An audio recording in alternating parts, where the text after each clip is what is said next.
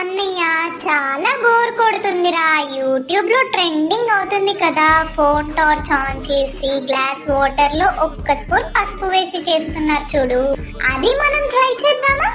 ఆ అప్పుడు కానీ అమ్మ మన ఇద్దరిని తిట్టిన తిట్టు తిట్టకుండా గాడిదని కొట్టినట్టు కొడుతుంది.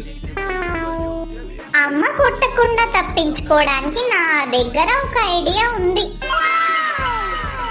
తప్పించుకోవడానికి ఐడియా ఉందంటే పర్లేదు, ట్రై చేయొచ్చు. కానీ ఏం ఐడియా చిన్ని?